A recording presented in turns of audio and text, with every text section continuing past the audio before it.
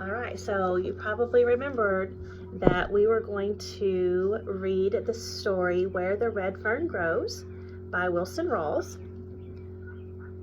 And this is one of my favorite books from when I was a kid. And then my own kiddos, Bailey and Dawson and Josh, have all read this book too. So this one's pretty special to our family. And I read the blurb to you last night, so let's get started. Chapter 1. When I left my office that beautiful spring day, I had no idea what was in store for me. To begin with, everything was too perfect for anything unusual to happen. It was one of those days when a man feels good, feels like speaking to his neighbor, is glad to live in a country like ours, and proud of his government. You know what I mean. One of those days, rare days, when everything is right and nothing is wrong. I was walking along whistling when I heard the dog fight. At first I paid no attention to it. After all, it wasn't anything to get excited about, just another dog fight in a residential section. As the sound of the fight grew nearer, I could tell there were quite a few dogs mixed up in it. They boiled out of an alley, turned and headed straight toward me. Not wanting to get bitten or run over, I moved over to the edge of the sidewalk. I could see that all the dogs were fighting one other dog. About 25 feet from me, they caught him and down he went. I felt sorry for the unfortunate one. I knew if something wasn't done quickly, the sanitation department would have to pick up a dead dog. I was trying to make up my mind to help when I got a surprise. Up out of that snarling, growling, slashing mass reared an old red-bone hound. For a second I saw him. I caught my breath. I couldn't believe what I had seen. Twisting and slashing, he fought his way through the pack and backed up under the low branches of a hedge. Growling and snarling, they formed a half-moon circle around him. A big bird dog, bolder than the others, darted in. The hedge shook as he tangled with the hound. He came out so fast he fell over backwards. I saw that his right ear was split wide open. It was too much for him, and he took off down the street, squalling like a scalded cat.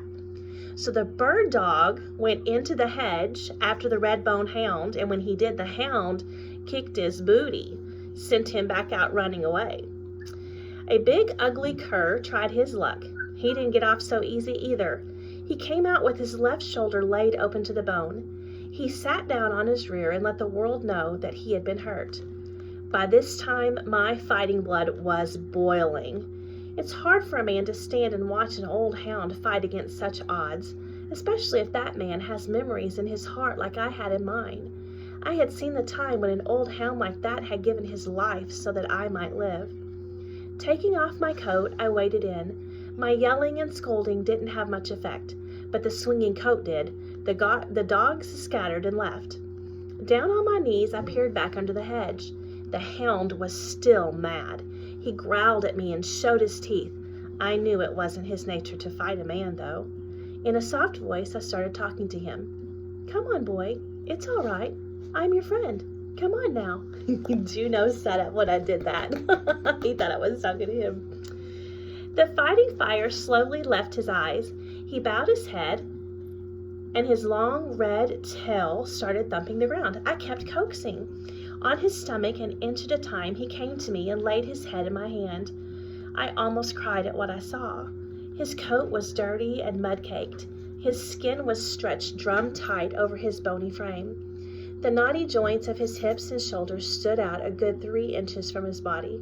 I could tell he was starved. I couldn't figure it out.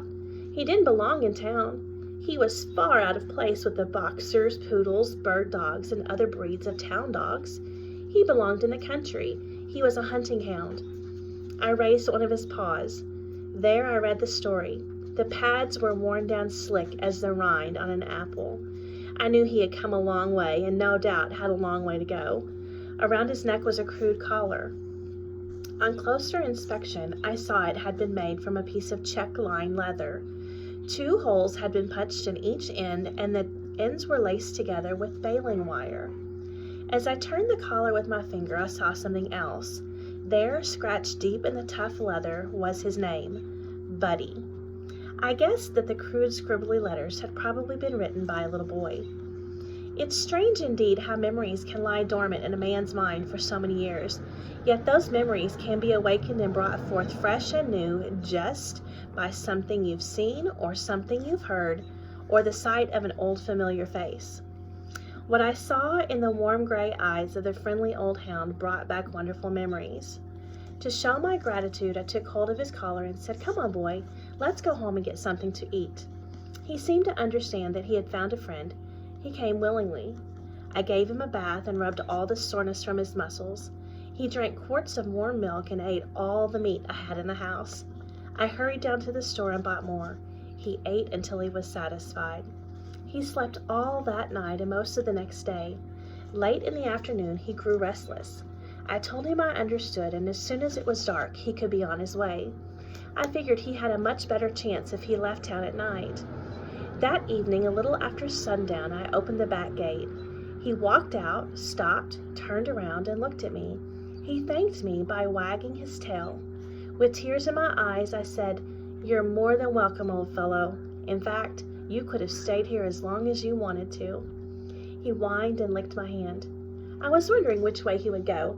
With one final whimper, he turned and headed east. I couldn't help smiling as I watched him trot down the alley. I noticed the way his hindquarters shifted over to the right, never in line with the front, yet always in perfect rhythm. His long ears flopped up and down, keeping time with the jogging motions of his body. Yes, they were all there, the unmistakable marks of a hunting hound. Where the alley emptied into the street, he stopped and looked back. I waved my hand. As I watched him disappear in the twilight shadows, I whispered these words, "Goodbye, old fellow. Good luck and good hunting." I didn't have to let him go. I could have kept him in my backyard, but to pin up a dog like that is a sin. It would have broken his heart. The will to live would have left his body slowly. I had no idea where he had come from or where he was going. Perhaps it wasn't too far, or maybe it was a long, long way. I tried to make myself believe that his home was in the Ozark Mountains, somewhere in Missouri or Oklahoma. It wasn't impossible, even though it was a very long way from the Snake River Valley in Idaho where I lived. I figured something drastic must have happened in his life, as it is very unusual for a hound to be traveling all alone. Perhaps he had been stolen, or maybe he had been sold for some much-needed money. Whatever it was that had interrupted his life, he was trying to straighten it out. He was going home to the master he loved, and with the help of God, he would make it. To him, it made no difference how long the road or how rough or rocky. His old red feet would keep jogging along, on and on, mile after mile. There would be no crying or giving up. When his feet grew tired and weary, he would curl up in the weeds and rest. Water from a rain puddle or a mountain stream would quench his thirst and cool his hot, dry throat. Food found along the highway or the offerings from a friendly hand would ease the pangs of hunger. Through the rains, the snows, or the desert heat, he would jog along, never looking back. Some morning he would be found curled up on the front porch. The long journey would be over. He would be home. There would be a lot of tail wagging and a few whimpering cries. His warm, moist tongue would caress the hand of his master, and all would be forgiven. Once again, the lights would shine in this dog's world. Nope, I read that wrong. Once again, the lights would shine in his dog's world. His heart would be happy. After my friend had disappeared in the darkness, I stood and stared at the empty alley. A strange feeling came over me. At first, I thought I was lonely or sad, but then I realized that wasn't it at all. The feeling was actually a wonderful one. Although the old hound had no way of knowing it, he had stirred up memories, and what priceless treasures they were. Memories of my boyhood days, an old KC baking powder can, and 2 little red hounds. Memories of a wonderful love, unselfish devotion, and death in its saddest form. As I turned to enter my yard, I started to lock the gate, and then I thought, no, I'll leave it open. He might come back. I was about halfway to the house when a cool breeze drifted down from the rugged Tetons. It had a bite in it, and goose pimples jumped out on my skin. I stood at the woodshed and picked up several sticks of wood. I didn't turn on any lights on entering the house. The dark, quiet atmosphere was a perfect setting for the mood I was in. I built a fire in the fireplace and pulled up my favorite rocker. As I sat there in the silence, the fire grew larger. It crackled and popped. Firelight shadows began to shimmer and dance around the room. The warm, comfortable heat felt good. I struck a match to light my pipe. As I did, 2 beautiful cups gleamed from the mantel. I held the match up so I could get a better look. There they were, sitting side by side, one large with long, upright handles that stood out like wings on a mourning dove. The highly polished surface gleamed and glistened with a golden sheen. The other was smaller and made of silver. It was neat and trim and sparkled like a white star in the heavens. I got up and took them down. There was a story in those cups, a story that went back more than a half century. A half century is 50 years. As I caressed the smooth surfaces, my mind drifted back through the years, back to my boyhood days. How wonderful the memories were. Piece by piece, the story unfolded.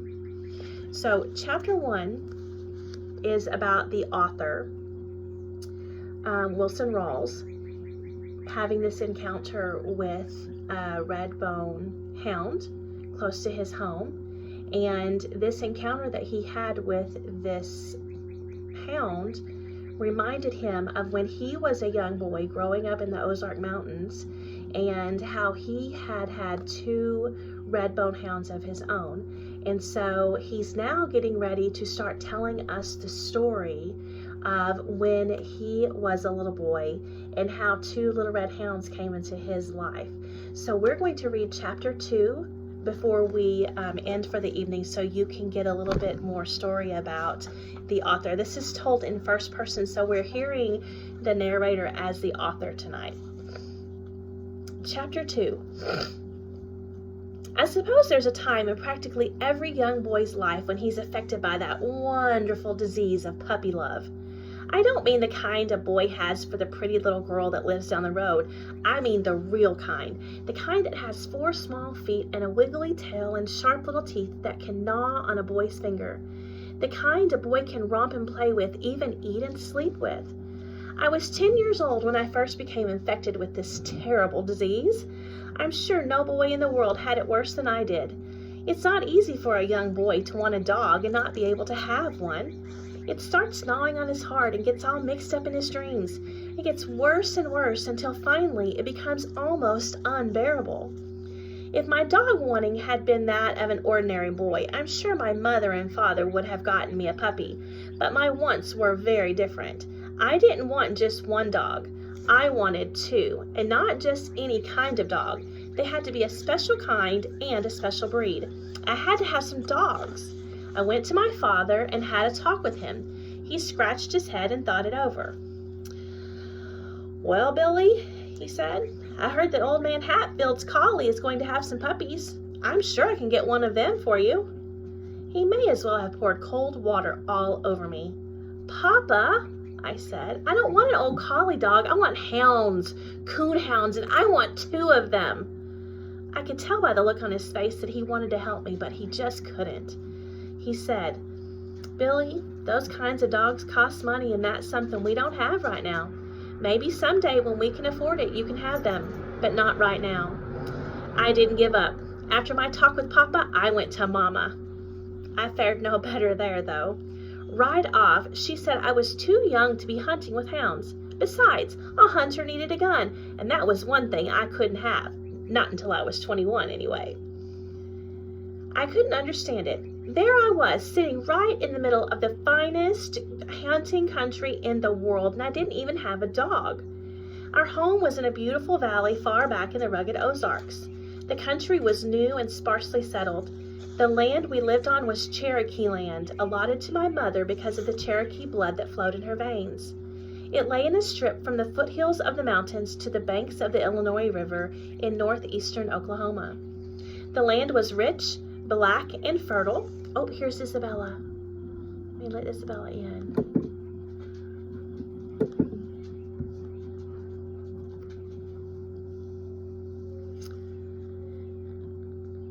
The land was rich, black, and fertile.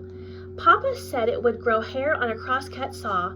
He was the first man to stick the cold steel point of a turning plow into the virgin soil.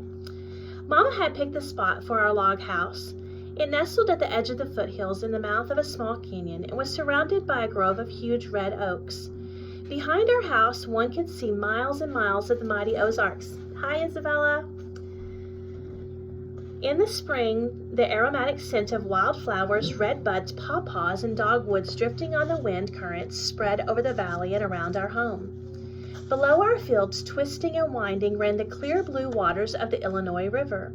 The banks were cool and shady. The rich bottom land near the river was studded with tall sycamores, birches, and box elders. To a 10-year-old country boy, it was the most beautiful place in the whole wide world, and I took advantage of it all. I roamed the hills and the river bottoms. I knew every game trail in the thick canebrakes and every animal track that was pressed in the mud along the river banks. The ones that fascinated me the most were the baby-like tracks of a river coon. I'd lie for hours examining them. Before leaving, I'd take a switch and sweep them all away. These I called my trail looks. The next day, I'd hurry back, and sure enough, 9 times out of 10, there in the clean-swept ground, I would again find the tracks of a ringtail coon.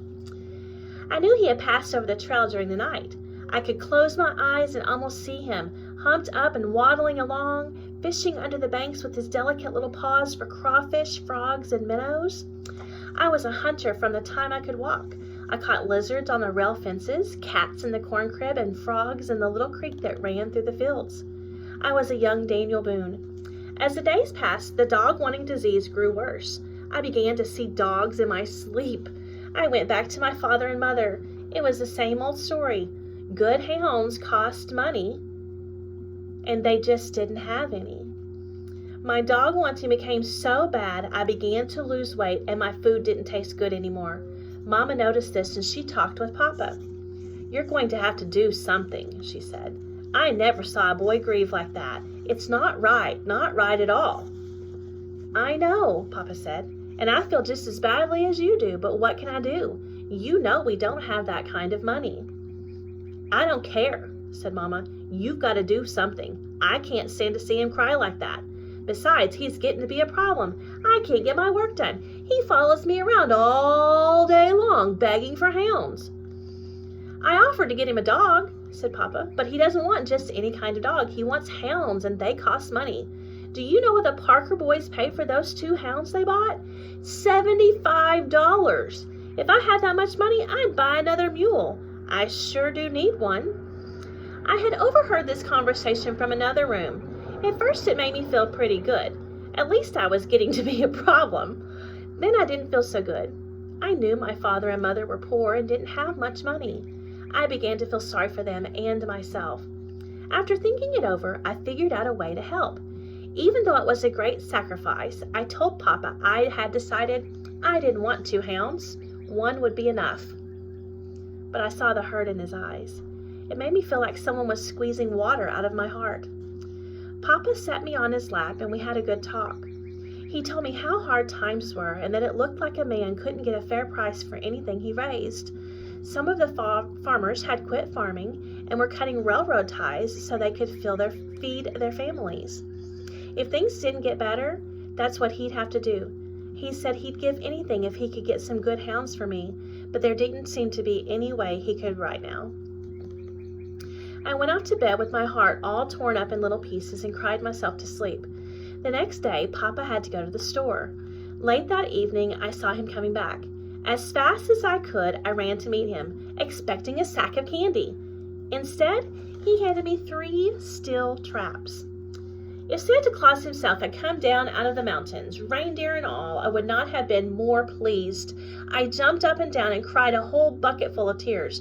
I hugged him and told him what a wonderful papa he was. He showed me how to set them by mashing the spring down with my foot and how to work the trigger.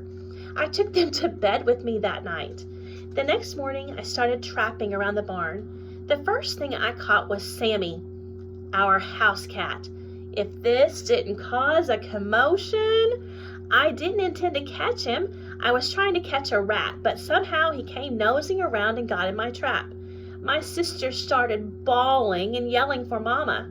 She came running, wanting to know what in the world was going on. None of us had to tell her. Sammy told her with his spitting and his squalling.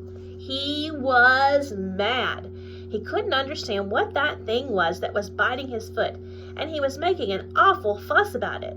His tail was as big as a wet corn cob, and every hair on his small body was sticking straight up. He spit and yowled and dared anyone to get close to him. My sisters yelled their fool heads off all the time, saying, "Poor Sammy! Poor Sammy!" Mama shushed them up and told me to go get a forked stick from under the clothesline. I ran and got it. Mama was the best helper a boy ever had. She put the forked end over Sammy's neck and pinned him to the ground.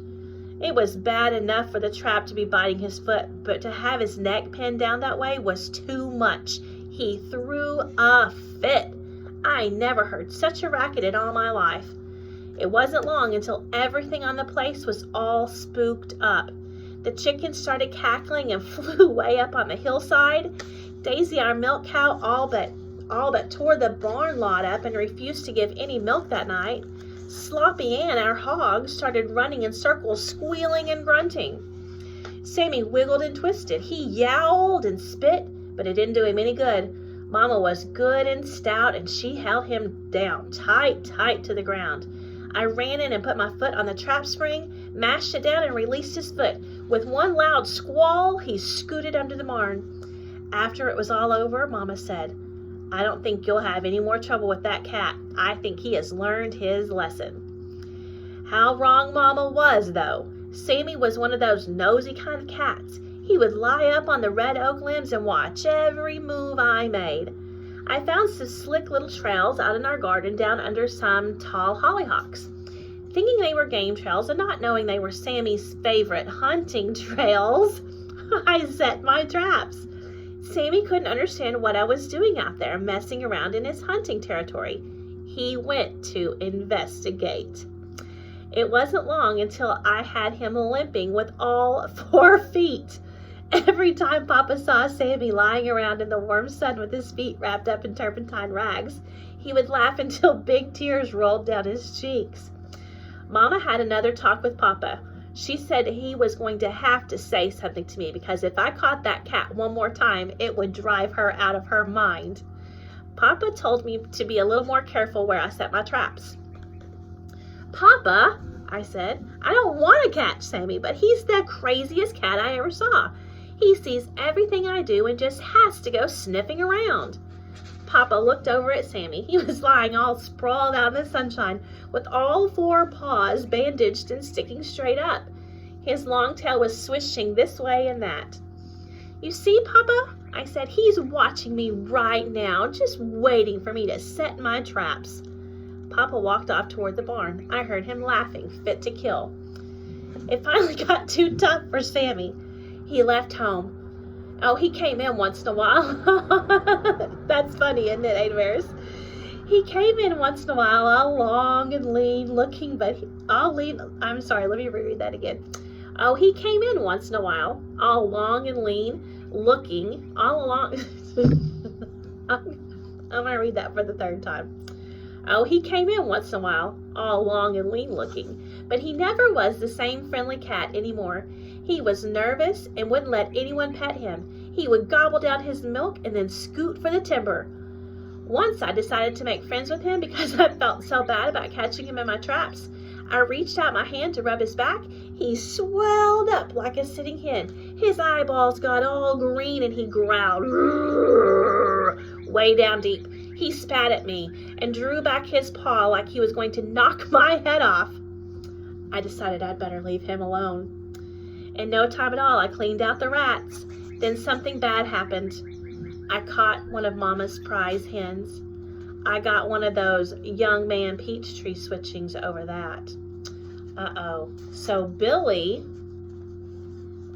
caught one of his mama's chickens. And we know that chickens were very important, don't we? And so he got in trouble, a lot of trouble with his mama. When we pick up on Monday night, we'll start right back there and find out what happened after he caught his mama's chicken, okay? You guys have a great weekend. I love you, and I will see you Monday, 10 a.m. for a Zoom call, okay? Enjoy your Easter. Love you. Miss you. Bye, guys.